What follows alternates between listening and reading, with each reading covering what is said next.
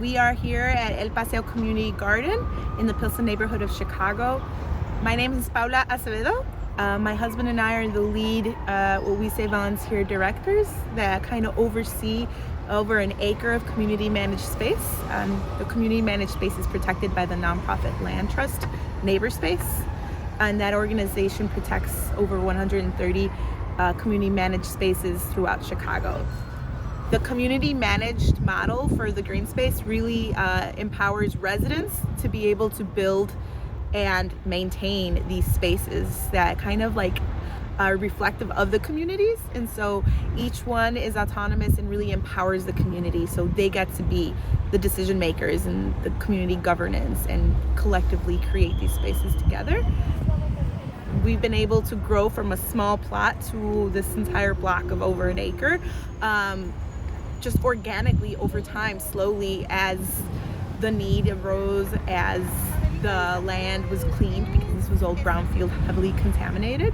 And so when the EPA came and cleaned this lot, and even where we're standing in our food forest, that basically allowed for us to continue kind of protecting the green space on behalf of the community, and kind of just supporting the way and the needs that community has, and supporting the way that land is already used with our lot expansion. And here basically offering, it's a food forest that would mimic like in nature. It's a habitat for birds and pollinators, but it also provides a lot of opportunities for medicinal herbs and fruits and food, just to be able to forage.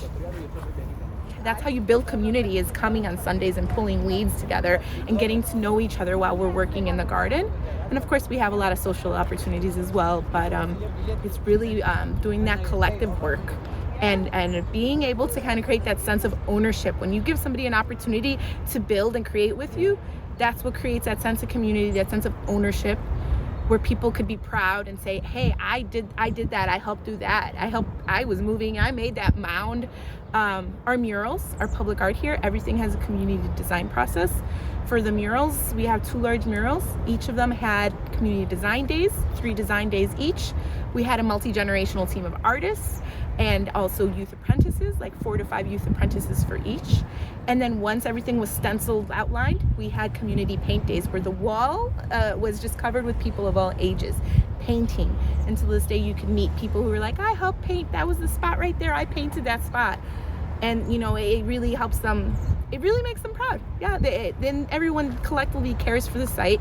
You know, it's a kind of like a neighborhood watch where, and people pick up the litter. You know, it's not just one person anymore. It used to be a very few group of people who were picking up the trash and maintaining it. And now sometimes you see people walking down and they like bend down and pick up the trash. And to me, that fills my heart with joy, just to see that there's a shared sense of responsibility, and that this has really become a resource for the community.